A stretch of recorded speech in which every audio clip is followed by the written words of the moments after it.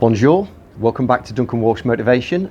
Slightly different location today, but I just wanted to do a quick video today on something that I had experienced, and I just wanted to share it with you because I found a solution that may be of use to people, and it is with regard to Piriformis Syndrome.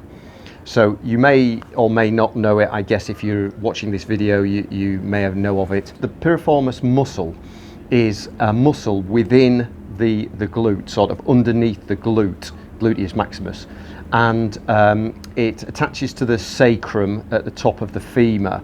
And what can happen is that if you damage that muscle, or you sit a long time and you irritate it, it can become inflamed, and it can influence or swell alongside the sciatic nerve, so it can simulate back pain. I think it's often known as fake back pain, but it's effectively the same as back pain.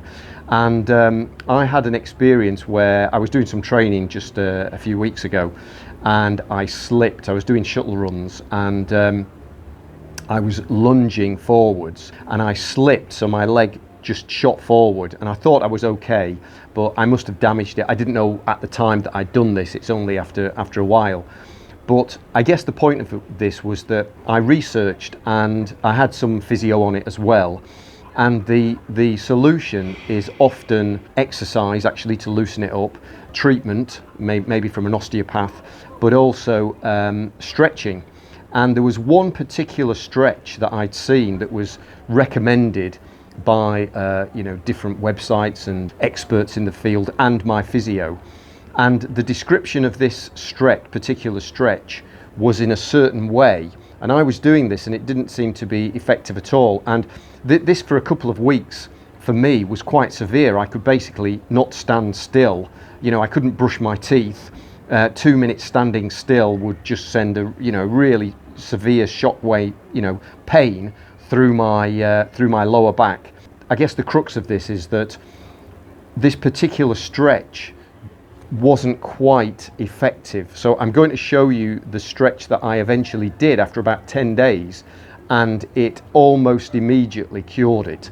It was maybe a couple of days of doing this stretch, and it started to improve drastically. Whether it would have wanted to improve or not on its own, I don't know, but I also have to say that I'm not an expert in this field. I'm not an osteopath, so this is just a description of my experience with it. Like I say, I'm not an osteopath or specifically an expert in this field, but this was a particular stretch or an adaptation of the stretch that I found that just worked immediately. So I thought I must share this with people, because obviously anything that inhibits you from doing what you want to do is important. So I will just show you this stretch now. Okay, so the stretch that was recommended was you lie back, and it was on my right side. So left leg is straight. You bring your knee up here like this. So this is the right one is affected. And then you point your knee to your opposite shoulder. So you're going like that, okay? But it didn't really seem to have much effect. And I was doing this for a good 10 days. It didn't really sort of have that much effect. But as soon as I started pointing it much more sideways, it really got it in, and then I can pull that down. Now you might actually need something to hold on to there to stop yourself tipping over, but really sort of pulling down there and just up and down, moving it, and just sort of there, moving that down, just pulling it down. Again, you might, like I say, you might have to hold onto something with the right hand and pulling that there. So it's not really going to the opposite shoulder, it's more going to the side, and you can really start to feel it in the glute. So that stretch worked, and if you've done that for 30 seconds, a minute or longer, you may have to actually, when you come back, just sit still for a few seconds, because you've put a bit of sort of pressure on your back.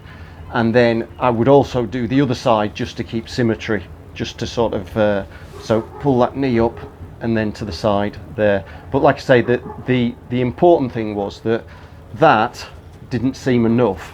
It was when you go to the side and you really push down, then you really feel it there, hold it, and then if you've held it for a good minute or 2 minutes, you know, then just come out of the stretch quite slowly and just lie straight for a few seconds, just to let your back sort of recover from that stretch, and then do the other side to keep the symmetry for your pelvis. But yeah, so that worked for me, and hope it's of use. So see you in the next video.